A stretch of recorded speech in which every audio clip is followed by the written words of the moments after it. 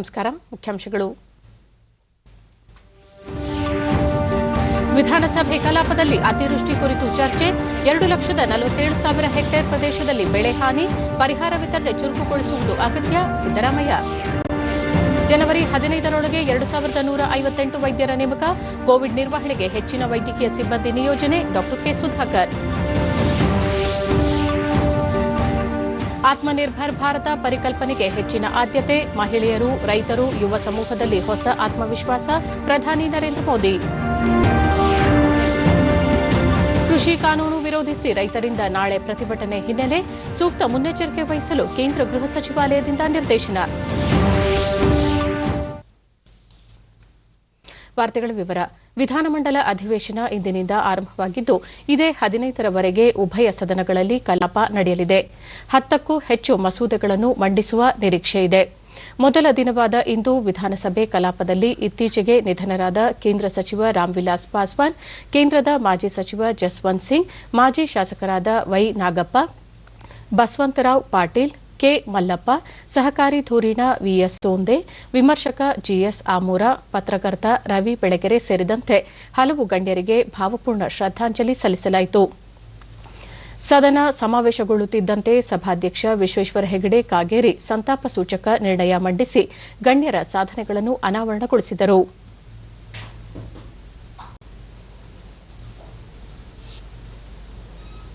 ಶ್ರೀ ರವಿ ಬೆಳಗೆರೆ ಇವರುಗಳು ನಿಧನ ಹೊಂದಿರುವುದನ್ನು ಈ ಸದನಕ್ಕೆ ಅತ್ಯಂತ ವಿಷಾದದಿಂದ ತಿಳಿಯಬಯಸುತ್ತೇನೆ. ಕಳೆದ ಅಧಿವೇಶನ ಮತ್ತು ಈ ಅಧಿವೇಶನದ ನಡುವೆ ಹಲವು ಸಂತಾಪ ಸೂಚಕ ನಿರ್ಣಯ ಬೆಂಬಲಿಸಿ ಮಾತನಾಡಿದ ಮುಖ್ಯಮಂತ್ರಿ ಬಿಎಸ್ ಯಡಿಯೂರಪ್ಪ, ರಾಮ್ವಿಲಾಸ್ ಪಾಸ್ವಾನ್ ಹಾಗೂ ಜಸ್ವಂತ್ ಸಿಂಗ್ ದೇಶದ ಅಭಿವೃದ್ಧಿಗೆ ಹೆಚ್ಚಿನ ಕೊಡುಗೆ ನೀಡಿದ್ದಾರೆ. ವಿಎಸ್ ಸೋಂದೆ ಸಹಕಾರಿ ಧುರೀಣರಾಗಿ ಉತ್ತರ ಕನ್ನಡದ ಅಭಿವೃದ್ಧಿಗೆ ತಮ್ಮದೇ ಆದ ಕೊಡುಗೆ ಕೊಟ್ಟಿದ್ದಾರೆ. ಸಾಹಿತ್ಯ ಕ್ಷೇತ್ರದಲ್ಲಿ ಜಿಎಸ್ ಆಮೂರ ಮಹತ್ವದ ಸಾಧನೆ ಮಾಡಿದ್ದಾರೆ ಎಂದು ಬಣ್ಣಿಸಿದರು. ಲೋಕ ಜನಶಕ್ತಿ ಪಕ್ಷದ ಮುಖ್ಯಸ್ಥರಾಗಿದ್ದ ಪಾಸ್ವಾನ್ ಅವರು 5 ದಶಕಗಳಿಂದ ರಾಜಕೀಯದಲ್ಲಿ ಸಕ್ರಿಯರಾಗಿದ್ದರು. ದೇಶದ ಪ್ರಮುಖ ದಲಿತ ಮುಖಂಡರಾಗಿ ದಮನಿತರ ಶಕ್ತಿಯಾಗಿದ್ದವರು ಜನಪರ ಕಾರ್ಯಕ್ರಮಗಳ ಮೂಲಕ ಬಿಹಾರದಲ್ಲಿ ತಮ್ಮದೇ ಛಾಪು ಮೂಡಿಸಿದರು. ಅವರ ನಿಧನದಿಂದ ದೂರದೃಷ್ಟಿಯಿದ್ದ ನಾಯಕರನ್ನು ಕಳೆದುಕೊಂಡಂತಾಗಿದೆ. ಬಸವ ತತ್ವದ ಅನುಯಾಯಿ ಮಾಜಿ ಸಚಿವ ಡಾ ವೈ ನಾಗಪ್ಪ ಅವರು ನಿಧನರಾಗಿದ್ದಾರೆ. 6 ಬಾರಿ ವಿಧಾನಸಭಾ ಚುನಾವಣೆಯಲ್ಲಿ ಸ್ಪರ್ಧಿಸಿ ಯಶಸ್ಸಿನ ಹಿನ್ನಡೆಯನ್ನು ಸಮಾನವಾಗಿ ಕಂಡಿದ್ದಾರೆ. ಒಟ್ಟು 5,000 ಆಶ್ರಯ ಮನೆಗಳನ್ನು ನಿರ್ಮಿಸಿ ವಸತಿ ರಹಿತರ ನೆರವಾಗುವ ಮೂಲಕ ಸಾಮಾಜಿಕ ನ್ಯಾಯದ ಅನುಷ್ಠಾನಕ್ಕೆ ಮಹತ್ವ ನೀಡಿದ್ದರು. ಜಸ್ವಂತ್ ಸಿಂಗ್ ಅವರು ಅಪರೂಪದ ನಿಷ್ಠುರ ರಾಜಕಾರಣಿಯಾಗಿದ್ದರು. ಸೇನಾಧಿಕಾರಿಯಾಗಿ, ಲೇಖಕರಾಗಿ, ಕೇಂದ್ರ ಸಚಿವರಾಗಿ ಹಲವು ಹುದ್ದೆಯಲ್ಲಿ ಯಶಸ್ವಿಯಾಗಿ ನಿರ್ವಹಿಸಿದರು. ಶ್ರೀ ರಾಮ್ವಿಲಾಸ್ ಪಾಸ್ವಾನ್. ಪ್ರತಿಪಕ್ಷ ನಾಯಕ ಸಿದ್ದರಾಮಯ್ಯ ಮಾತನಾಡಿ, ರಾಮ್ವಿಲಾಸ್ ಪಾಸ್ವಾನ್ ಸಾಮಾಜಿಕ ಸಮಸ್ಯೆಗಳಿಗೆ ಸ್ಪಂದಿಸುತ್ತಿದ್ದ ಧೀಮಂತ ನಾಯಕರಾಗಿದ್ದರು. ಕೇಂದ್ರದ ವಿವಿಧ ಇಲಾಖೆಗಳ ಜವಾಬ್ದಾರಿ ಹೊತ್ತಿದ್ದರು ಎಂದು ಸ್ಮರಿಸಿದರು. ಯಶಸ್ವಿಯಿಂದ ಅವರು ಬರೀ ಬಿಹಾರದ ದಲಿತ ನಾಯಕರಾಗಿರಲಿಲ್ಲ, ಇಡೀ ದೇಶದ ದಲಿತ ನಾಯಕರಾಗಿದ್ದರು, ಹಿರಿಯ ದಲಿತ ನಾಯಕರಾಗಿದ್ದರು. ನನಗೂ ಅವ್ರಿಗೂ ನಾವು ಜನತಾ ಪಾರ್ಟಿಯಲ್ಲಿದ್ದಾಗ ಒಡನಾಟ ಇತ್ತು. ಆಮೇಲೆ ಲೋಕದಳ, ಜನತಾದಳ, ಜನತಾ ಪಾರ್ಟಿ ಆಗ ಬಹಳ ನಿಕಟವಾದಂತಹ ಸಂಪರ್ಕ ಇತ್ತು. ಉಪಮುಖ್ಯಮಂತ್ರಿ ಗೋವಿಂದ ಕಾರಜೋಳ ಮಾತನಾಡಿ, ರಾಮ್ವಿಲಾಸ್ ಪಾಸ್ವಾನ್ ರಾಜಕಾರಣಿಯಷ್ಟೇ ಅಲ್ಲದೆ ಸಾಮಾಜಿಕ ಬದ್ಧತೆ ಹೊಂದಿದ್ದರು. ಬಡವರು, ಶೋಷಿತರ ಬಗ್ಗೆ ವಿಶೇಷ ಕಾಳಜಿ ಹೊಂದಿದ್ದ ನಾಯಕರಾಗಿದ್ದರು ಎಂದು ಹೇಳಿದರು. ಸೇವೆಯನ್ನು ಮಾಡಿರ್ತಕ್ಕಂಥ ವ್ಯಕ್ತಿ. 9 ಬಾರಿ ಲೋಕಸಭಾ ಸದಸ್ಯರಾಗಿ, 2 ಬಾರಿ ರಾಜ್ಯಸಭಾ ಸದಸ್ಯರಾಗಿ, 1 ಬಾರಿ ಶಾಸಕರಾಗಿ ಅವ್ರು ಮಾಡಿರ್ತಕ್ಕಂಥ ಸೇವೆ ನಾವೆಲ್ಲರೂ ಇವತ್ತು ಸ್ಮರಿಸ್ತಕ್ಕಂಥದ್ದಿದೆ. ಅದರಲ್ಲೂ ಬಡವರ ಬಗ್ಗೆ, ಶೋಷಿತರ ಬಗ್ಗೆ ಅಪಾರವಾದಂಥ ಕಳಕಳಿ ಕಾಳಜಿಯನ್ನು ಹೊಂದಿರತಕ್ಕಂಥ ರಾಮ್ವಿಲಾಸ್ ಪಾಸ್ವಾನ್ರು ನಿಧನರಾಗಿರ್ತಕ್ಕಂಥದ್ದು ಶೋಷಿತ ವರ್ಗಕ್ಕೆ ಒಂದು ದೊಡ್ಡ ನಷ್ಟ ಅಂತ ಹೇಳಿ ನಾನು ಹೇಳಲಿಕ್ಕೆ ಬಯಸ್ತೇನೆ. ಸನ್ಮಾನ್ಯ ರಾಮವಿಲಾಸ್ ಪಾಸ್ವಾನ್ ಕಾನೂನು ಮತ್ತು ಸಂಸದೀಯ ವ್ಯವಹಾರಗಳ ಸಚಿವ ಜೆಸಿ ಮಾಧುಸ್ವಾಮಿ ಜಸ್ವಂತ್ ಸಿಂಗ್ ಹಾಗೂ ರಾಮ್ವಿಲಾಸ್ ಪಾಸ್ವಾನ್ ವಿಶೇಷ ಕಾಳಜಿಯ ರಾಜಕೀಯ ಮುತ್ಸದ್ದಿಗಳಾಗಿದ್ದು ಜಿಎಸ್ ಆಮೂರ ಸಾಹಿತ್ಯ ಕ್ಷೇತ್ರಕ್ಕೆ ಹೆಚ್ಚಿನ ಕೊಡುಗೆ ನೀಡಿದ ಚೇತನ ಎಂದು ಹೇಳಿದರು. ಸಮುದಾಯನ ಮುನ್ನಡೆಸ್ತಾರೆ ಅಂತ ಹೇಳಿ ಆಸೆ ಇಟ್ಟುಕೊಂಡು ಅವರು ರಾಜಕಾರಣಕ್ಕೆ ಬಂದಾಗ ಇದ್ದವರಲ್ಲಿ ನಾವು ಒಬ್ರು. ಭಾರತದ ರಾಜಕಾರಣದಲ್ಲಿ ಬಹಳ ಬುದ್ಧಿವಂತರುಗಳು ಅಂತ ಅನಿಸ್ಕೊಂಡವರಲ್ಲಿ ಜಸ್ವಂತ್ ಸಿಂಗ್ ಅವರು ಕೂಡ ಒಬ್ರು. ಪ್ರಮುಖವಾಗಿ ಭಾರತೀಯ ಜನತಾ ಪಕ್ಷ ಆರಂಭ ಆಗೋ ಕಾಲಕ್ಕೆ ಅದಕ್ಕಾಗಿ ಶ್ರಮಿಸಿದವರು ಒಬ್ರು. ಅಮೂರ ಅವರು ಬಹುಶಃ ಅತ್ಯಂತ ಶ್ರೇಷ್ಠ ವಿಮರ್ಶಕರಲ್ಲಿ ಒಬ್ರು, ಅತ್ಯಂತ ಶ್ರೇಷ್ಠ ವಿಮರ್ಶಕರಲ್ಲಿ. ದಿ ಕಾನ್ಸೆಪ್ಟ್ ಆಫ್ ಕಾಮಿಡಿ ಇವ್ರದ್ದು ಇಂಗ್ಲಿಷ್ ಮತ್ತು ಜರ್ಮನ್ ಅಲ್ಲಿ ಪ್ರಕಟ ಆಯಿತು. ಶ್ರೀ ರಾಮವಿಲಾಸ್ ಪಾಸ್ವಾನ್ ಜೆಡಿಎಸ್ನ ಎಚ್ಕೆ ಕುಮಾರಸ್ವಾಮಿ, ಕಾಂಗ್ರೆಸ್ನ ಯುಟಿ ಖಾದರ್, ಬಿಎಸ್ಪಿಯ ಎನ್ ಮಹೇಶ್ ಮೃತರ ಗುಣಗಾನ ಮಾಡಿದರು. ಬಹಳಷ್ಟು ಅನುಭವವನ್ನು ಹೊಂದಿ ಪರಿಚಯ ಸ್ವಲ್ಪ ಕಡೆಗಳಿಗೆ ಪರಿಚಯ ಆದರೂ ಕೂಡ ಮತ್ತು ಅತ್ಯಂತ ಕಿರಿಯನಾಗಿದ್ದರೂ ಕೂಡ ಒಬ್ಬ ಹಿರಿಯ ರಾಜಕಾರಣಿ ಯಾವ ರೀತಿ ಯುವಕರಿಗೆ ಬೆಂಬಲ ಕೊಡ್ತಾರೆ ಅಂತ ಹೇಳಿದ್ರೆ ಅವ್ರಿಗೊಂದು ಉದಾಹರಣೆ ಹೇಳಲಿಕ್ಕೆ ನಾನು ಇವತ್ತು ಬಯಸ್ತೇನೆ. ನಮ್ಮನ್ನು ಅಗಲಿರ್ತಕ್ಕಂಥ ಎಲ್ಲ ಮಹನೀಯರ ಆತ್ಮಕ್ಕೆ ಪ್ರಕೃತಿ ಮಾತೆ ಶಾಂತಿ ದೊರಕಿಸಲಿ ಅಂತ ನಾನು ಪ್ರಾರ್ಥಿಸ್ತೇನೆ. ಮೃತರ ಗೌರವಾರ್ಥ ಬಳಿಕ ಮೃತರ ಗೌರವಾರ್ಥ ಮೌನ ಆಚರಿಸಲಾಯಿತು. ತಮ್ಮಲ್ಲಿ ಕೋರುತ್ತೇನೆ.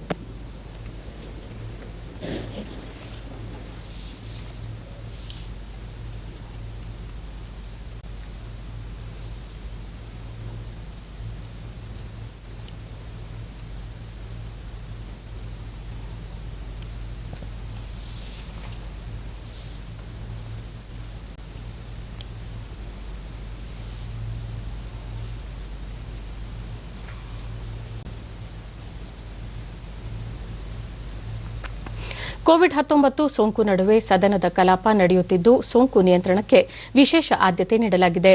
ಪ್ರತಿಯೊಬ್ಬರೂ ಸಲಹೆ ಸೂಚನೆಗಳನ್ನು ಪಾಲಿಸಬೇಕು ಎಂದು ಸಭಾಧ್ಯಕ್ಷ ವಿಶ್ವೇಶ್ವರ ಹೆಗಡೆ ಕಾಗೇರಿ ವಿಧಾನಸಭೆಯಲ್ಲಿಂದು ಸಲಹೆ ನೀಡಿದ್ದಾರೆ. ಸದನಕ್ಕೆ ಹಾಜರಾಗುವ ಸದಸ್ಯರು ಮತ್ತಿತರರಿಗಾಗಿ ಸೋಂಕು ಪತ್ತೆ ಪರೀಕ್ಷೆಗೆ ವಿಶೇಷ ವ್ಯವಸ್ಥೆ ಮಾಡಿದ್ದು ಸೂಕ್ತ ತಪಾಸಣೆ ಮಾಡಿಸಿಕೊಂಡು ಸೋಂಕು ತಡೆಗೆ ಮಾದರಿಯಾಗಬೇಕು ಎಂದರು. ಗುಜರಾತ್ನ ಕೆವಾಡಿಯಾದಲ್ಲಿ ನವೆಂಬರ್ 25 ಮತ್ತು 26ರಂದು ನಡೆದ ಅಖಿಲ ಭಾರತ ಪೀಠಾಸೀನಾಧಿಕಾರಿಗಳ ಸಭೆಯಲ್ಲಿ ಒಂದು ಚುನಾವಣೆ ಒಂದು ದೇಶ ಕುರಿತು ಚರ್ಚೆ ನಡೆಸಲು ಉದ್ದೇಶಿಸಲಾಗಿದೆ. 14 ಮತ್ತು 15ರಂದು 2 ದಿನಗಳ ಕಾಲ ಈ ಕುರಿತು ವಿಶೇಷ ಚರ್ಚೆಗೆ ಅವಕಾಶ ಕಲ್ಪಿಸಲಾಗುವುದು ಎಂದು ಹೇಳಿದರು. ಮಾಡಿಕೊಳ್ಳುವಂತದ್ದು ಇದೆಲ್ಲದರ ಬಗ್ಗೆ ನಮ್ಮದೇ ಆದಂತಹ ವೈಯಕ್ತಿಕ ಜವಾಬ್ದಾರಿ ಎಚ್ಚರಿಕೆಯನ್ನ ನಾವು ವಹಿಸಿಕೊಳ್ಬೇಕು. ಆಕಸ್ಮಿಕವಾಗಿ ಯಾರಿಗಾದರೂ ಯಾವುದಾದ್ರೂ ಅನಾರೋಗ್ಯದ ಲಕ್ಷಣ ಇದ್ದರೆ ಬ್ಯಾಂಕ್ವೆಟ್ ಹಾಲ್ನಲ್ಲಿ ನಾವೊಂದು ವೈದ್ಯಕೀಯ ತಂಡವನ್ನ ಇಟ್ಟಿದೆ. ಅದನ್ನ ತಾವು ಎಲ್ಲಾ ರೀತಿಯ ಚಿಕಿತ್ಸೆಯನ್ನ ಅಲ್ಲಿ ಅಥವಾ ಪರೀಕ್ಷೆಯನ್ನ ಅಲ್ಲಿ ಮಾಡಿಸ್ಕೊಳ್ಬಹುದು. ಚಿಕಿತ್ಸೆಗೆ ನಾವು ಬೇರೆ ಕಡೆಗೆ ವ್ಯವಸ್ಥೆ ಇದೆ, ಆದರೆ ತನಿಖೆಗೆ ಪರೀಕ್ಷೆಗೆ ಎಲ್ಲ ರೀತಿಯ ಅವಕಾಶ ಬ್ಯಾಂಕ್ವೆಟ್ ಹಾಲ್ನಲ್ಲಿ ಇದೆ. ಕಳೆದ ನವೆಂಬರ್ 25 ಮತ್ತು 26 ಗುಜರಾತಿನ ಕೆವಾಡಿಯಾದಲ್ಲಿ ಅಖಿಲ ಭಾರತೀಯ ಪೀಠಾಸೀನ ಅಧಿಕಾರಿಗಳ ಅಂದ್ರೆ ಸ್ಪೀಕರ್ಸ್ ಕಾನ್ಫರೆನ್ಸು ಅಲ್ಲಿ ನಡೀತು. ಪ್ರಧಾನಮಂತ್ರಿಗಳು ಶ್ರೀಯುತ ನರೇಂದ್ರ ಮೋದಿಯವರು ತಮ್ಮ ಸಮಾರೋಪ ಭಾಷಣವನ್ನ ವರ್ಚುವಲ್ ಒಳಗೆ ಸ್ಪೀಕರ್ ಕಾನ್ಫರೆನ್ಸ್ನಲ್ಲಿ ಮಾಡಿದಾಗ ಅವರು ಅನೇಕ ವರ್ಷದಿಂದ ಹೇಳ್ತಾ ಇದ್ದಂತಹ ಒನ್ ನೇಷನ್ ಒನ್ ಇಲೆಕ್ಷನ್ ಈ ವಿಷಯದ ಬಗ್ಗೆ ಪೀಠಾಸೀನ ಅಧಿಕಾರಿಗಳಾಗಿ ಸ್ಪೀಕರ್ಗಳಾಗಿ ಈ ವಿಷಯದ ಬಗ್ಗೆ ಒಂದು ಚರ್ಚೆಯ ವಿಷಯವಾಗಿ ಮತ್ತು ಮುಂದೆ ನಾವೆಲ್ಲ ಹೇಗೆ ಮುಂದೆ ಹೋಗಬೇಕು ಅನ್ನೋದ್ರ ಬಗ್ಗೆ ಚರ್ಚೆ ಮಾಡಬೇಕು ಅಂತ ಹೇಳಿದ್ರು. ಅದರ ಹಿನ್ನೆಲೆಯಲ್ಲಿ ಮಾನ್ಯ ಮುಖ್ಯಮಂತ್ರಿಗಳು, ಪ್ರತಿಪಕ್ಷದ ನಾಯಕರು, ಇನ್ನೂ ಅನೇಕ ಹಿರಿಯರ ಜೊತೆಯಲ್ಲಿ ನಾನು ಮಾತನಾಡಿ 14 ಮತ್ತು 15 2 ದಿನ ಅದನ್ನೊಂದು ವಿಶೇಷ ಚರ್ಚೆಯನ್ನಾಗಿ ತೆಗೆದುಕೊಳ್ಬೇಕು ಅಂತ ನಿರ್ಧರಿಸಿರೋದು ನಿಮಗೆಲ್ಲ ಗೊತ್ತಿದೆ. ಅದನ್ನ ನಿಮ್ಮೆಲ್ಲರ ಗಮನಕ್ಕೆ ಮತ್ತೊಮ್ಮೆ ತರ್ತಾ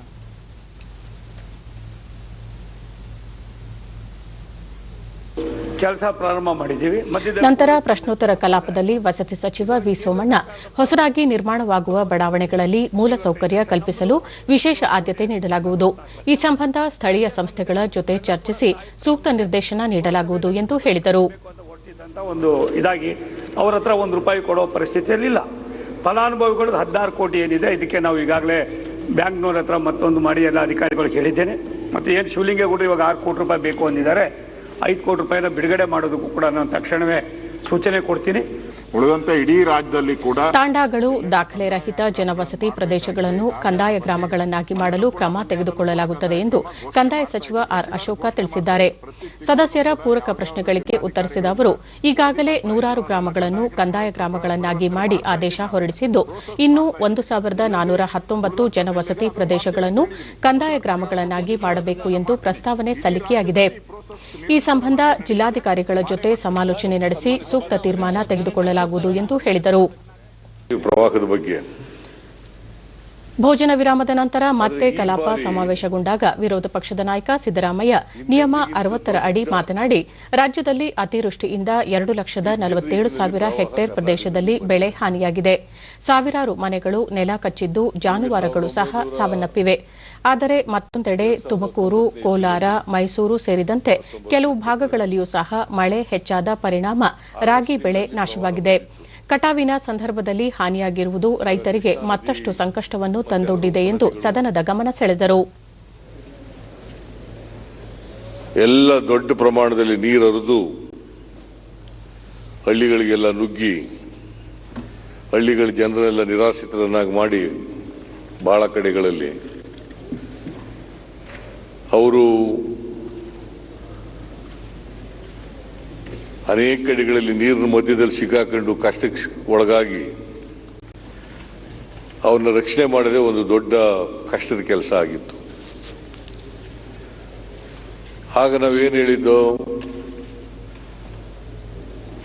ಎಲ್ಲರೂ ಕೂಡ ಹವಾಮಾನ ಇಲಾಖೆಯವರು, ರೆವಿನ್ಯೂ ಇಲಾಖೆಯವರು ಎಲ್ಲರೂ ಕೂಡ ಹೇಳಿದರು, 100 ವರ್ಷದಲ್ಲಿ ಇಂಥ ಪ್ರವಾಹ ಬಂದಿರಲಿಲ್ಲ ಅಂತೇಳಿ. ವಿಧಾನ ಪರಿಷತ್ತಿನಲ್ಲೂ ಅಗಲಿದ ಗಣ್ಯರಿಗೆ ಶ್ರದ್ದಾಂಜಲಿ ಸಲ್ಲಿಸಲಾಯಿತು.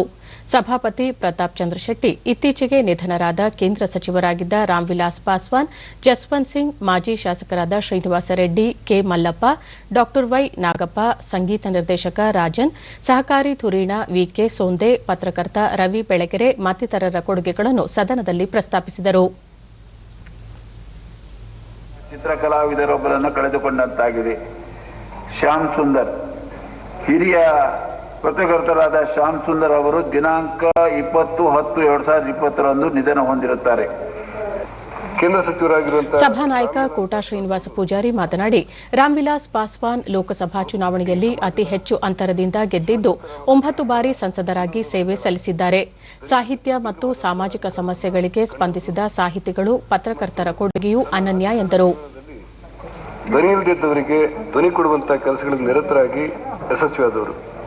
ಅವರಲ್ಲಿರುವಂಥ ವಿಶೇಷ ಅಂತ ಹೇಳಿದ್ರೆ, ಕೇಂದ್ರದಲ್ಲಿ ಯಾವುದೇ ಸರ್ಕಾರ ಬರಲಿ, ಪಾಸ್ವಾನ್ ಅದರಲ್ಲಿ ಮಂತ್ರಿಯಾಗುವ ದೃಷ್ಟವಂತ ರಾಜಕಾರಣಿ ಅನ್ನುವಂತ ಒಂದು ಪ್ರಶಂಸೆಯ ಮಾತುಗಳಿತ್ತು.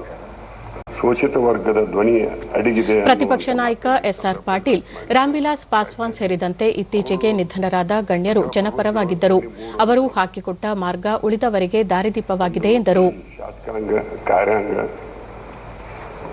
ನ್ಯಾಯಾಂಗ, ಅವರವರು ಕಾರ್ಯಾಂಗದಕ್ಕಿಂತ ಹೆಚ್ಚು ಶಾಸಕಾಂಗವನ್ನು ಅಪೇಕ್ಷೆ ಪಟ್ಟು ಡಿವೈಎಸ್ಪಿ ಹುದ್ದೆಯಲ್ಲಿ ಆ ಸರ್ಕಾರಿ ಸೇವೆಯಲ್ಲಿ ಇರಲಾರ್ದೆ ಸಾರ್ವಜನಿಕ ಬದುಕನ್ನು ಪ್ರವೇಶ ಮಾಡಿ ಸಾರ್ವಜನಿಕ ಬದುಕಿನಲ್ಲಿ ಅದ್ಭುತವಾದಂತಹ ಸಾಧನೆ ಮಾಡಿದಂಥವರು.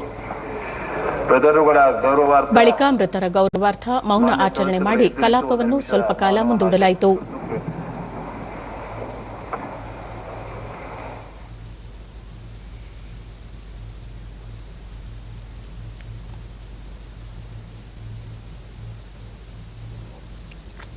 ಪ್ರಶ್ನೋತ್ತರ ಅವಧಿಯಲ್ಲಿ ಸದಸ್ಯರ ಪ್ರಶ್ನೆಗೆ ಉತ್ತರಿಸಿದ ವೈದ್ಯಕೀಯ ಶಿಕ್ಷಣ ಸಚಿವ ಡಾ ಕೆ ಸುಧಾಕರ್, ಕೋವಿಡ್ ಸಂದರ್ಭದಲ್ಲಿ 6,500 ವೈದ್ಯರು, ತಜ್ಞ ವೈದ್ಯರು ಹಾಗೂ ಸಿಬ್ಬಂದಿಯನ್ನು 6 ತಿಂಗಳ ಮಟ್ಟಿಗೆ ನೇಮಿಸಿಕೊಳ್ಳಲಾಗಿದೆ.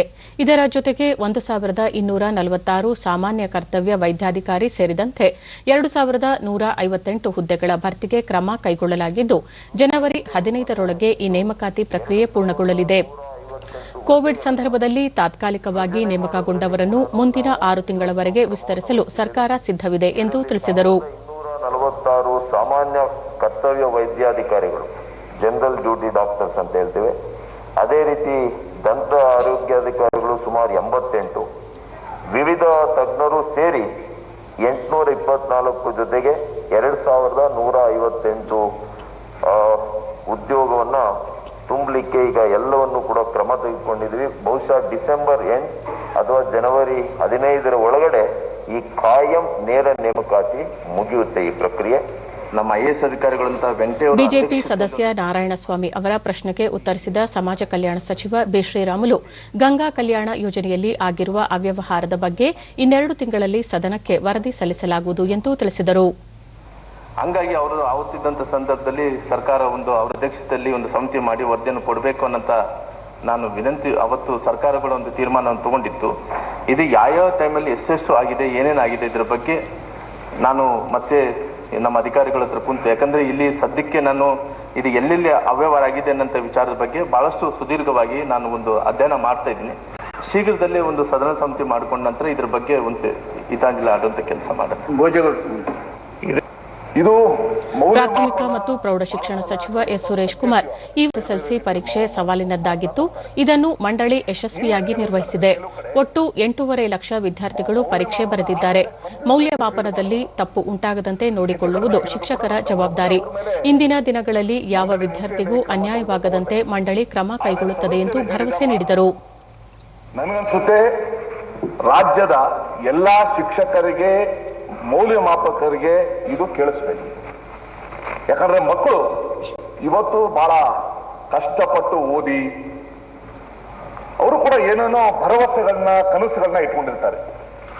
ಆ ಕನಸುಗಳನ್ನ ಭಗ್ನ ಮಾಡೋದು, ಮತ್ತೆ ತಾವು ಹೇಳಿದಂಗೆ ಕೆಲವರು ಜೀವಕ್ಕೆ ಆಪತ್ತು ಕೊಡೋದು, ಆ ಪರಿಸ್ಥಿತಿ ಖಂಡಿತ ಬರಬಾರ್ದು. ನಾವು ಇನ್ನೂ ಹೆಚ್ಚು ಪರಿಣಾಮಕಾರಿಯಾಗಿ, ಗುಣಮಟ್ಟವಾಗಿ ಈ ರೀತಿ ಲೋಪಗಳು ಬರದೇ ಇರೋ ರೀತಿಯಲ್ಲಿ ನಾವು ಮೌಲ್ಯಮಾಪನ ಮಾಡ್ತದ್ದು ನಮ್ಮ ಜವಾಬ್ದಾರಿ. ಯಾಕಂದ್ರೆ ನಾನು ಬಹಳ ಮುಂಚೆ ಹೇಳ್ತೀನಿ, ಆ ಎಲ್ಲ ಮಕ್ಕಳು ನಮ್ಮ ಮಕ್ಕಳು. ಯಾವುದೇ ಒಂದು ಮಗುಗೆ ತೊಂದರೆ ಆದ್ರೂ ಕೂಡ ನಮಗೆ ದುಃಖ ಆಗ್ತದೆ. ಸೊ ಆ ಒಂದು ಜವಾಬ್ದಾರಿನ ಮಂಡಳಿ ಖಂಡಿತ ತಗೊಂಡು ಯಾರಿಗೂ ಕೂಡ ತೊಂದರೆ ಆಗದಂಗೆ ಕಾರ್ಯನಿರ್ವಹಿಸುತ್ತೆ ಅಂತ ಭರವಸೆ ಕೊಡ್ತೀವಿ. ರೈತ ಸಂಘಟನೆಗಳು ನಾಳೆ ಕರೆ ನೀಡಿರುವ ಭಾರತ್ ಬಂದ್ಗೆ ಕಾಂಗ್ರೆಸ್ ಪಕ್ಷ ಸಂಪೂರ್ಣವಾಗಿ ಬೆಂಬಲ ಸೂಚಿಸಲಿದೆ ಎಂದು ಕೆಪಿಸಿಸಿ ರಾಜ್ಯಾಧ್ಯಕ್ಷ ಡಿಕೆ ಶಿವಕುಮಾರ್ ಬೆಂಗಳೂರಿನಲ್ಲಿಂದು ತಿಳಿಸಿದ್ದಾರೆ. ಎಪಿಎಂಸಿ ಕಾಯ್ದೆ ಮತ್ತು ಕಾರ್ಮಿಕ ಕಾಯ್ದೆ ಒಳಗೊಂಡಂತೆ ಭೂ ಸುಧಾರಣಾ ಕಾಯ್ದೆಗಳ ತಿದ್ದುಪಡಿಯನ್ನು ರದ್ದುಗೊಳಿಸುವಂತೆ ರೈತರಿಂದ ಸಹಿ ಸಂಗ್ರಹ ಮಾಡಲಾಗಿದ್ದು, ಇದನ್ನು ಪಕ್ಷದ ಮುಖಂಡ ರಾಹುಲ್ ಗಾಂಧಿ ಅವರು ರಾಷ್ಟ್ರಪತಿಗಳಿಗೆ ಹಸ್ತಾಂತರಿಸಲಿದ್ದಾರೆ ಎಂದರು. ಸರ್ಕಾರದ ವಿರುದ್ಧ ನಾಳೆ ನಡೆಯಲಿರುವ ಬಂದ್ಗೆ ಪಕ್ಷದಲ್ಲಿರುವ ಎಲ್ಲರೂ ಶಾಂತಿಯುತವಾಗಿ ಬೆಂಬಲ ಸೂಚಿಸಲಾಗುವುದು ಎಂದರು. 3 ಮಸೂದೆ, ಲೇಬರ್ ಲಾ ಮತ್ತು ಎಪಿಎಂಸಿ ಮತ್ತು ಲ್ಯಾಂಡ್ ರಿಫಾರ್ಮ್ಸ್, ಏನು ಈ ಒಂದು ರೈತರ ಅನ್ನದಾತನ ವಿರುದ್ಧವಾದಂಥ ಕಾಯ್ದೆಗಳಿದೆ, ಅದರ ವಿರುದ್ಧವಾಗಿ ನಮ್ಮ ಪ್ರತಿಭಟನೆಯನ್ನ ಈ ಸಹಿ ಸಂಗ್ರಹ ಮುಖಾಂತರ ವ್ಯಕ್ತಪಡಿಸಿದೆ. ನಾಳೆ ಪಕ್ಷಾತೀತವಾಗಿ ಅನ್ನದಾತರು, ರೈತರು, ಬಂಧುಗಳು ಎಲ್ಲ ಕೂಡ ಏನು ಈ ದೇಶದಲ್ಲಿ ಒಂದು ದೊಡ್ಡ ಹೋರಾಟ ಮಾಡಿ ಬಂದ್ ಕರೆಯನ್ನ ಕೊಟ್ಟಿದ್ದಾರೆ, ಇದಕ್ಕೆ ಕಾಂಗ್ರೆಸ್ ಪಕ್ಷ ಸಂಪೂರ್ಣವಾಗಿ ಇಡೀ ರಾಷ್ಟ್ರದಿಂದ ಪ್ರತಿಯೊಂದು ಬ್ಲಾಕು, ತಾಲೂಕುವರೆಗೂ ಕೂಡ ಬೆಂಬಲವನ್ನ ವ್ಯಕ್ತಪಡಿಸುತ್ತದೆ. ನಾನು ಎಲ್ಲ ನಮ್ಮ ಬ್ಲಾಕ್ ಕಾಂಗ್ರೆಸ್ಗೆ, ಎಲ್ಲ ನಮ್ಮ ಸ್ಥಳೀಯ ಸಂಸ್ಥೆ ಮುಖಂಡರುಗಳು ರೈತರ ಹೋರಾಟಕ್ಕೆ ನೀವು ಬೆಂಬಲವಾಗಿ ನಿಂತ್ಕೊಳ್ಬೇಕು ಅಂತ ಹೇಳಿ ನಾನು ಸೂಚನೆಯನ್ನ ನಾನು ಕೊಡ್ತಾ ಇದ್ದೇನೆ. ನಮ್ಮ ಪಕ್ಷದ ಹಿರಿಯ ಸಭೆಯಲ್ಲೂ ಕೂಡ ನಾವು ತೀರ್ಮಾನ ಮಾಡಿದ್ದೇವೆ. ನಿನ್ನೆ ಕೂಡ ಸಾಯಂಕಾಲ ನಡೆದಂತ ಎಲ್ಲ ನಮ್ಮ ನಾಯಕರುಗಳ ಸಭೆಯಲ್ಲೂ ಕೂಡ ರೈತರ ಪರವಾಗಿ ನಾವು ಬೆಂಬಲವನ್ನು ವ್ಯಕ್ತಪಡಿಸಬೇಕು ಅಂತ ಹೇಳಿ ತೀರ್ಮಾನ ಮಾಡಿದ್ದೇವೆ. ಇದು ಎಲ್ಲ ಬ್ಲಾಕ್ನಲ್ಲೂ ಕೂಡ ಯಾರು ರೈತರು, ಕಾರ್ಮಿಕರು ಇದಕ್ಕೆ ಪ್ರೋತ್ಸಾಹ ಕೊಡ್ತಾರೆ, ಅವರ ಪರವಾಗಿ ನಾವು ನಿಲ್ಲಬೇಕು ಅನ್ನೋದು ಕಾಂಗ್ರೆಸ್ ಪಕ್ಷದ ನಿಲುವಾಗಿದೆ. ಪ್ರಧಾನಿ ನರೇಂದ್ರ ಮೋದಿ ಅವರಿಂದು ಆಗ್ರಾ ಮೆಟ್ರೋ ರೈಲು ಕಾಮಗಾರಿ ಶಿಲಾನ್ಯಾಸ ನೆರವೇರಿಸಿದರು. ವಿಡಿಯೋ ಕಾನ್ಫರೆನ್ಸ್ ಮೂಲಕ ಕಾಮಗಾರಿಗೆ ಚಾಲನೆ ನೀಡಿದ ಅವರು, ದೇಶದೆಲ್ಲೆಡೆ ಸಾರ್ವಜನಿಕ ಸಾರಿಗೆ ವ್ಯವಸ್ಥೆಯನ್ನು ಅಭಿವೃದ್ಧಿಪಡಿಸಲು ಸರ್ಕಾರ ಶ್ರಮಿಸುತ್ತಿದೆ. ಸಂಪರ್ಕ ಕ್ಷೇತ್ರದಲ್ಲಿ ವಿದೇಶಿ ಬಂಡವಾಳ ಹೂಡಿಕೆಗೆ ಅನುಕೂಲವಾಗುವಂತೆ ಕ್ರಮ ಕೈಗೊಳ್ಳಲಾಗಿದೆ ಎಂದು ತಿಳಿಸಿದರು. 2014ರಲ್ಲಿ ದೇಶದಲ್ಲಿ 200 ಕಿಲೋಮೀಟರ್ ಮೆಟ್ರೋ ರೈಲು ಮಾರ್ಗವಿತ್ತು. ಆದರೆ ಕಳೆದ 6 ವರ್ಷಗಳಲ್ಲಿ ಕೈಗೊಂಡ ತ್ವರಿತ ಕಾಮಗಾರಿಗಳ ಪರಿಣಾಮ ಇಂದು 4.5 ಸಾವಿರ ಮೆಟ್ರೋ ರೈಲು ಮಾರ್ಗ ನಿರ್ಮಾಣವಾಗಿದೆ. ದೇಶದ ಬೇರೆ ಬೇರೆ ಸ್ಥಳಗಳಲ್ಲಿ 1000 ಕಿಲೋಮೀಟರ್ ರೈಲು ಮಾರ್ಗ ನಿರ್ಮಾಣದ ಹಂತದಲ್ಲಿದೆ ಎಂದು ತಿಳಿಸಿದರು. ಕೇವಲ ಮೆಟ್ರೋ ರೈಲು ಕಾಮಗಾರಿಗಷ್ಟೇ ಅಲ್ಲ, ಮೆಟ್ರೋ ರೈಲು ಬೋಗಿಗಳು ಹಾಗೂ ಸಿಗ್ನಲ್ ವ್ಯವಸ್ಥೆಯನ್ನು ಕೂಡ ಬಲಪಡಿಸಿದ್ದು ಭಾರತದ ತಂತ್ರಜ್ಞಾನವನ್ನೇ ಬಳಸಿಕೊಳ್ಳಲಾಗುತ್ತಿದೆ. ಈ ನಿಟ್ಟಿನಲ್ಲಿ ಆತ್ಮನಿರ್ಭರ ಭಾರತದ ಕನಸು ಸಾಕಾರವಾಗುತ್ತಿದೆ. ಭಾರತದ ಯುವ ಜನತೆಯ ಕನಸು ದೊಡ್ಡದಾಗಿದೆ. ಅದನ್ನು ನನಸು ಮಾಡಿಕೊಳ್ಳಲು ಸಾಹಸದೊಂದಿಗೆ ಮುಂದೆ ಸಾಗಬೇಕು ಎಂದರು. बहुत उपयोगी सिद्ध हुआ. अब 8,000 करोड़ रुपए से अधिक का ये मेट्रो प्रोजेक्ट आगरा में स्मार्ट सुविधाओं के निर्माण से जुड़े मिशन को और मजबूत करेगा. साथियों, बीते 6 सालों में ಹಿಂದಿನ ಶತಮಾನದಲ್ಲಿ ಅತ್ಯಂತ ಉಪಯುಕ್ತವಾಗಿದ್ದ ಕಾನೂನೊಂದು ಮುಂದಿನ ದಿನಗಳಲ್ಲಿ ಹೊರೆಯಾಗಬಹುದು. ಹೀಗಾಗಿ ಹಿಂದಿನ ಶತಮಾನದ ಕಾನೂನುಗಳನ್ನು ಇಟ್ಟುಕೊಂಡು ನೂತನ ಶತಮಾನ ನಿರ್ಮಿಸಲು ಸಾಧ್ಯವಿಲ್ಲ ಎಂದ ಪ್ರಧಾನಿ, ಸುಧಾರಣೆ ಪ್ರಕ್ರಿಯೆ ನಿರಂತರವಾಗಿ ನಡೆಯುತ್ತಲೇ ಇರಬೇಕು. ಆಗಲೇ ವಿಕಾಸ ಸಾಧ್ಯವಾಗುತ್ತದೆ. ಇದೇ ಕಾರಣದಿಂದ ಈಗ ಅಭಿವೃದ್ಧಿ ಕಾರ್ಯಗಳಿಗೆ ವೇಗ ದೊರಕಿದೆ ಎಂದರು. ಸಂಪರ್ಕ ವ್ಯವಸ್ಥೆ ಸುಧಾರಣೆಯಾದರೆ ಪ್ರವಾಸೋದ್ಯಮ ಕ್ಷೇತ್ರಕ್ಕೆ ಹೆಚ್ಚಿನ ಅನುಕೂಲವಾಗಲಿದೆ. ಕೋವಿಡ್-19 ಪರಿಸ್ಥಿತಿಯ ಬಳಿಕ ಪ್ರವಾಸೋದ್ಯಮದ ವೈಭವ ಮತ್ತೆ ಮರಳಲಿದೆ. ಇದಕ್ಕಾಗಿ ಕೇಂದ್ರ ಸರ್ಕಾರ ಅನೇಕ ಕ್ರಮಗಳನ್ನು ಕೈಗೊಂಡಿದೆ. 2014ರಲ್ಲಿ ಪ್ರವಾಸೋದ್ಯಮದಲ್ಲಿ ಭಾರತ 65ನೇ ಸ್ಥಾನದಲ್ಲಿತ್ತು. ಈಗ 34ನೇ ಸ್ಥಾನದಲ್ಲಿದೆ. ಈ ಕ್ಷೇತ್ರದಲ್ಲಿ ಅಗಾಧ ಪ್ರಗತಿಯಾಗಿದೆ ಎಂದರು.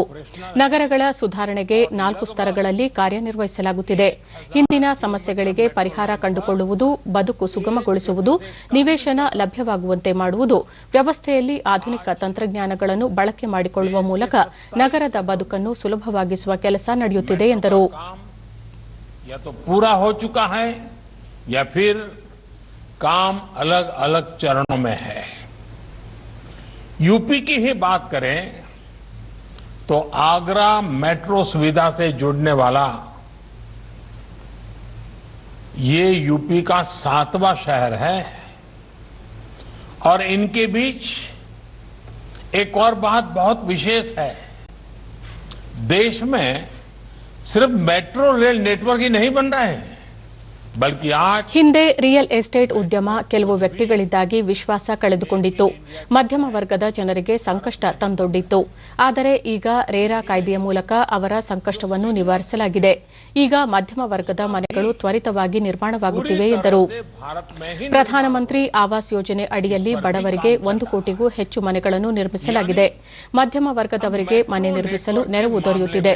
ಅಮೃತ್ ಯೋಜನೆ ಮೂಲಕ ನಗರಗಳಲ್ಲಿ ನೀರು, ಮೂಲಸೌಕರ್ಯ ನಿರ್ಮಾಣಕ್ಕೆ ಆದ್ಯತೆ ನೀಡಲಾಗುತ್ತಿದೆ. ಶಿಕ್ಷಣ ಸಾಲದಿಂದ ಗೃಹ ಸಾಲದವರೆಗೆ ಬಡ್ಡಿ ದರ ಕಡಿಮೆಯಾಗಿದೆ. ಸಣ್ಣ ವ್ಯಾಪಾರಸ್ಥರಿಗೆ ಸಾಲದ ನೆರವು ದೊರೆಯುತ್ತಿದೆ.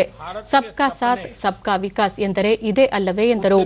ಈ ಎಲ್ಲಾ ಸುಧಾರಣೆಗಳಿಂದ ದೇಶದಲ್ಲಿ ಹೊಸ ಆತ್ಮವಿಶ್ವಾಸ ಮೂಡಿದ್ದು, ಮಹಿಳೆಯರು, ರೈತರು, ಯುವಕರಲ್ಲಿ ಹೊಸ ಭರವಸೆ ಮೂಡಿಸಿದೆ ಎಂದರು. सपने देखने से काम नहीं चलता, सपनों को साहस के साथ पूरा भी करना पड़ता है.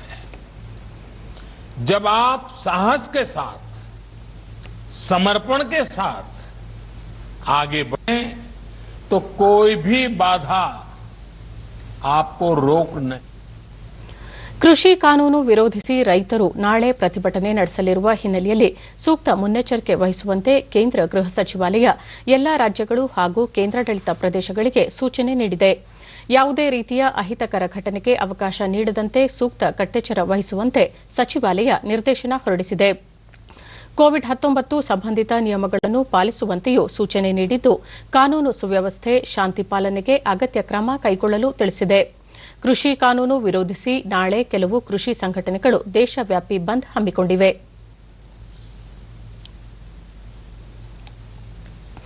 ರಾಜಕೀಯ ಅಸ್ತಿತ್ವ ಉಳಿಸಿಕೊಳ್ಳಲು ವಿಪಕ್ಷಗಳು ಕೃಷಿ ಸುಧಾರಣಾ ಕಾನೂನುಗಳನ್ನು ವಿರೋಧಿಸುತ್ತಿವೆ ಎಂದು ಕೇಂದ್ರ ದೂರಸಂಪರ್ಕ ಸಚಿವ ರವಿಶಂಕರ್ ಪ್ರಸಾದ್ ಆರೋಪಿಸಿದ್ದಾರೆ. ರೈತರು ಪ್ರತಿಭಟನೆ ನಡೆಸುತ್ತಿರುವ ಹಿನ್ನೆಲೆಯಲ್ಲಿ ಅವರು, ಹಿಂದಿನ ಯುಪಿಎ ಸರ್ಕಾರ ಕೃಷಿ ಸುಧಾರಣಾ ಕಾನೂನನ್ನು ಜಾರಿಗೊಳಿಸಲು ಮುಂದಾಗಿತ್ತು. ಮನಮೋಹನ್ ಸಿಂಗ್ ಆಡಳಿತದ ಸಮಯದಲ್ಲಿ ಯೋಜನಾ ಆಯೋಗವು ಈ ಕುರಿತು ವರದಿಯನ್ನು ಸಲ್ಲಿಸಿತ್ತು. ಅದರಲ್ಲಿ ರೈತರು ತಮ್ಮ ಬೆಳೆಗಳನ್ನು ಸುಗಮವಾಗಿ ಸಾಗಿಸಲು ಅನುಕೂಲ ಮಾಡಿಕೊಡುವ ಕುರಿತು ಪ್ರಸ್ತಾಪವಿದ್ದು, ಮಂಡಿ ಕಾಯ್ದೆಯಲ್ಲಿ ಬದಲಾವಣೆ ತರಲು ಅಂದಿನ ಸರ್ಕಾರ ಮುಂದಾಗಿತ್ತು ಎಂದು ತಿಳಿಸಿದರು. ಕಾಂಗ್ರೆಸ್ ಮುಖಂಡ ರಾಹುಲ್ ಗಾಂಧಿ, ಕಾಂಗ್ರೆಸ್ ಆಡಳಿತವಿರುವ ಪ್ರದೇಶಗಳಲ್ಲಿ ರೈತರು ತಮ್ಮ ಬೆಳೆಗಳನ್ನು ನೇರವಾಗಿ ಮಾರಾಟ ಮಾಡಲು ಅನುಕೂಲವಾಗುವಂತೆ ಕ್ರಮ ಕೈಗೊಳ್ಳಲಾಗುವುದು ಎಂದು ಹೇಳಿದ್ದರು. ಅದೇ ರೀತಿ ಎನ್ಸಿಪಿ ಮುಖಂಡ ಶರದ್ ಪವಾರ್ ಕೂಡ ತಾವು ಕೃಷಿ ಸಚಿವರಾಗಿದ್ದಾಗ ದೇಶದ ಎಲ್ಲಾ ಮುಖ್ಯಮಂತ್ರಿಗಳಿಗೆ ಪತ್ರ ಬರೆದು ಕೃಷಿ ಸುಧಾರಣಾ ಕಾನೂನು ಪ್ರಸ್ತಾಪ ಮಾಡಿದ್ದರು. ಇನ್ನು ಅರವಿಂದ ಕೇಜ್ರಿವಾಲ್ ನೇತೃತ್ವದ ದೆಹಲಿ ಸರ್ಕಾರ ಕೃಷಿ ಕಾನೂನುಗಳನ್ನು ಜಾರಿಗೆ ತಂದಿರುವ ಬಗ್ಗೆ ಗೆಜೆಟ್ನಲ್ಲಿಯೇ ಅಧಿಸೂಚನೆ ಹೊರಡಿಸಿದ್ದಾರೆ. ಆದರೆ ಈಗ ವಿರೋಧಿಸುತ್ತಿರುವುದು ಪ್ರಶ್ನಾರ್ಹ ಎಂದರು. ಅಂದು ಎಲ್ಲರಿಗೂ ರೈತರ ಅಭ್ಯುದಯವಾಗಿ ಕಂಡಿದ್ದುದು ಇಂದು ಬಿಜೆಪಿ ಜಾರಿಗೆ ತಂದಾಗ ವಿರೋಧಿಸುವುದೇಕೆ ಎಂದು ಪ್ರಶ್ನಿಸಿದರು. ಗುತ್ತಿಗೆ ಕೃಷಿಯ ಕುರಿತಾಗಿಯೂ ವಿಪಕ್ಷಗಳು ಇದೇ ರೀತಿಯ ದ್ವಂದ್ವ ನಿಲುವು ಅನುಸರಿಸುತ್ತಿವೆ ಎಂದು ಆರೋಪಿಸಿದರು. ಹೊಸ ಕಾನೂನುಗಳಿಂದ ರೈತರ ಜಮೀನು ಮಾರಾಟವಾಗಿ ಹೋಗುವುದಿಲ್ಲ, ಕೈಬಿಡುವುದಿಲ್ಲ ಎಂದು ಭರವಸೆ ನೀಡಿದ ಸಚಿವರು ನರೇಂದ್ರ ಮೋದಿ ನೇತೃತ್ವದ ಸರ್ಕಾರ ರೈತರ ಹಿತಕ್ಕೆ ಬದ್ಧವಾಗಿದೆ ಎಂದು ಪುನರುಚ್ಚರಿಸಿದರು. ಮೋದಿ ಸರ್ಕಾರ ರೈತರನ್ನು ಅನವಶ್ಯಕ ನಿಯಂತ್ರಣಗಳಿಂದ ಮುಕ್ತವಾಗಿಸಲು ಬಯಸುತ್ತದೆ, ಆದರೆ ರಾಜಕೀಯ ಪಕ್ಷಗಳು ತಮ್ಮ ದ್ವಂದ್ವ ನೀತಿ ಪ್ರದರ್ಶಿಸುತ್ತಿವೆ ಎಂದರು. और मजबूती करना चाहती है। नरेंद्र मोदी जी की सरकार देश के किसान और किसानी को अनावश्यक नियंत्रण से मुक्त करना चाहती है, जिसके कारण उनके विकास में परेशानी हुई है। हां, एक अंतिम बात मुझे लगा कि मैं आपके सामने रख ही दूं।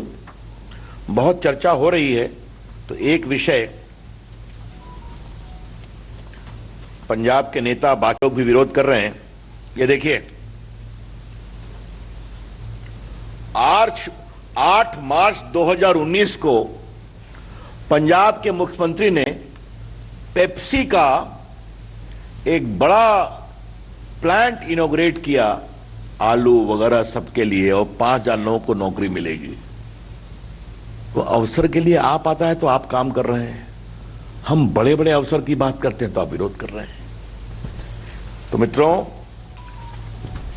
ये जितनी विपक्षी पार्टियां हैं ये किसानों को भ्रमित कर रही हैं। इनका पूरा चेहरा शर्मनाक। ಇಂದು ಸಶಸ್ತ್ರ ಪಡೆಗಳ ಧ್ವಜ ದಿನ. ದೇಶದ ಯೋಧರು, ನಾವಿಕರು ಮತ್ತು ವಾಯುಪಡೆ ಸೇನಾನಿಗಳಿಗೆ ಗೌರವ ಸಲ್ಲಿಸುವ ಉದ್ದೇಶದಿಂದ 1949ರ ಡಿಸೆಂಬರ್ 7ರಿಂದ ಧ್ವಜ ದಿನವನ್ನು ಆಚರಿಸುತ್ತಾ ಬರಲಾಗುತ್ತಿದೆ. ದೇಶದ ಗಡಿ ಕಾಯುವ ಯೋಧರಿಗೆ ನಮನ ಸಲ್ಲಿಸುವ ಉದ್ದೇಶದಿಂದ ಎಲ್ಲೆಡೆ ಧ್ವಜ ದಿನವನ್ನು ಆಚರಿಸಲಾಗುತ್ತಿದೆ. ಯುದ್ಧ ಮತ್ತು ಶಾಂತಿ ಕಾಲದಲ್ಲಿ ರಾಷ್ಟ ರಕ್ಷಣೆಗೆ ತಮ್ಮನ್ನು ತೊಡಗಿಸಿಕೊಂಡಿರುವ ಯೋಧರನ್ನು ಗೌರವಿಸುವ ಹಾಗೂ ಅವರಿಗೆ ನೈತಿಕ ಸ್ಥೈರ್ಯ ತುಂಬಲು ಈ ದಿನ ಅತ್ಯಂತ ಮಹತ್ವದ್ದಾಗಿದೆ. ಉಪರಾಷ್ಟಪತಿ ಎಂ ವೆಂಕಯ್ಯನಾಯ್ಡು ಯುದ್ಧ ಮತ್ತು ವಿಪತ್ತು ಸಂದರ್ಭದಲ್ಲಿ ವಿಕಲಚೇತನರಾದ ಸೈನಿಕರು, ಹುತಾತ್ಮರು ಮತ್ತು ಅವರ ಕುಟುಂಬಗಳ ಹಿತರಕ್ಷಣೆಗಾಗಿ ಸ್ಥಾಪಿಸಿರುವ ಧ್ವಜ ನಿಧಿಗೆ ಸ್ವಯಂ ಪ್ರೇರಣೆಯಿಂದ ದೇಣಿಗೆ ನೀಡಬೇಕು ಎಂದು ಕರೆ ನೀಡಿದ್ದಾರೆ. ಕೇಂದ್ರ ಭೂ ಸಾರಿಗೆ ಮತ್ತು ಹೆದ್ದಾರಿ ಖಾತೆ ಸಚಿವ ನಿತಿನ್ ಗಡ್ಕರಿ ಧ್ವಜ ದಿನಕ್ಕೆ ಶುಭ ಕೋರಿದ್ದಾರೆ. ನಮ್ಮ ಸಶಸ್ತ್ರ ಪಡೆಗಳ ಧೈರ್ಯ ಮತ್ತು ಸಮರ್ಪಣೆಗೆ ಎಲ್ಲರೂ ನಮಿಸೋಣ ಎಂದು ಟ್ವೀಟ್ ಮಾಡಿದ್ದಾರೆ. ಕೇಂದ್ರ ಆರೋಗ್ಯ ಸಚಿವ ಡಾ ಹರ್ಷವರ್ಧನ್ ಯುದ್ಧ ಸಂದರ್ಭದಲ್ಲಿ ದೈಹಿಕ ನ್ಯೂನತೆಗೆ ಒಳಗಾದ ಮತ್ತು ಹುತಾತ್ಮರಾದ ಕುಟುಂಬಗಳ ನೆರವಿಗೆ ಧಾವಿಸೋಣ ಎಂದು ಕರೆ ನೀಡಿದ್ದಾರೆ.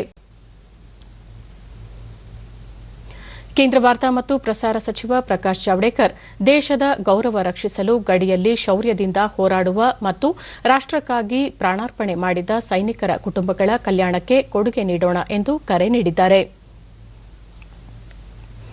ಸೌರಶಕ್ತಿ ಮತ್ತು ಕೈಗಾರಿಕೆಗಳ ಪರಿವರ್ತನೆಗೆ ಸಂಬಂಧಿಸಿ ಭಾರತ ವಹಿಸಿದ ನೇತೃತ್ವವನ್ನು ವಿಶ್ವಸಂಸ್ಥೆ ಶ್ಲಾಘಿಸಿದೆ.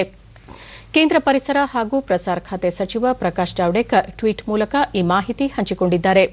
ಸೌರಶಕ್ತಿ ಬಳಕೆಗೆ ಸಂಬಂಧಿಸಿ ಭಾರತ ಕೈಗೊಂಡಿರುವ ಕ್ರಮಗಳನ್ನು ವಿಶ್ವಸಂಸ್ಥೆ ಪ್ರಶಂಸಿಸಿದ್ದು, ಕೈಗಾರಿಕಾ ಕ್ಷೇತ್ರದಲ್ಲಿ ತಂದಿರುವ ಪರಿವರ್ತನಾ ಕ್ರಮಗಳನ್ನು ವಿಶ್ವಸಂಸ್ಥೆ ಶ್ಲಾಘಿಸಿದೆ. ಇದರಿಂದ ಭಾರತಕ್ಕೆ ಮತ್ತೊಂದು ಗರಿ ಮೂಡಿದೆ. ಇದರಿಂದ ಜಾಗತಿಕ ತಾಪಮಾನ ಗುರಿಗಳನ್ನು ಸಾಧಿಸಲು ಹೆಚ್ಚಿನ ಬಲ ತುಂಬದಂತಾಗಿದೆ ಎಂದು ಅವರು ಅಭಿಪ್ರಾಯಪಟ್ಟಿದ್ದಾರೆ.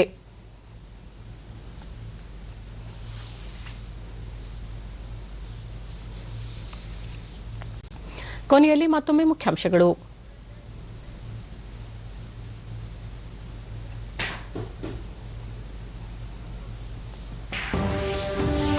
ವಿಧಾನಸಭೆ ಕಲಾಪದಲ್ಲಿ ಅತಿವೃಷ್ಟಿ ಕುರಿತು ಚರ್ಚೆ. 2,47,000 ಹೆಕ್ಟೇರ್ ಪ್ರದೇಶದಲ್ಲಿ ಬೆಳೆ ಹಾನಿ, ಪರಿಹಾರ ವಿತರಣೆ ಚುರುಕುಗೊಳಿಸುವುದು ಅಗತ್ಯ. ಸಿದ್ದರಾಮಯ್ಯ.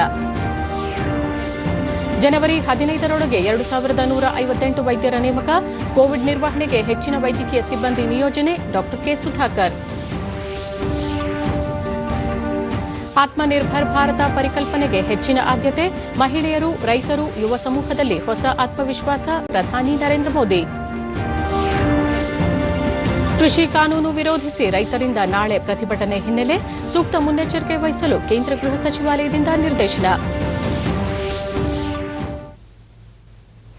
ನಮ್ಮ ವಾರ್ತಾ ಪ್ರಸಾರವನ್ನು ನೀವು ಡಿಡಿ ಚಂದನ ನ್ಯೂಸ್ ಯೂಟ್ಯೂಬ್ ಚಾನೆಲ್ನಲ್ಲೂ ವೀಕ್ಷಿಸಬಹುದು. ನಮ್ಮ ಮುಂದಿನ ವಾರ್ತಾ ಪ್ರಸಾರ ಸಂಜೆ 7 ಗಂಟೆಗೆ ಡಿಡಿ ಚಂದನದಲ್ಲಿ. ನಮಸ್ಕಾರ.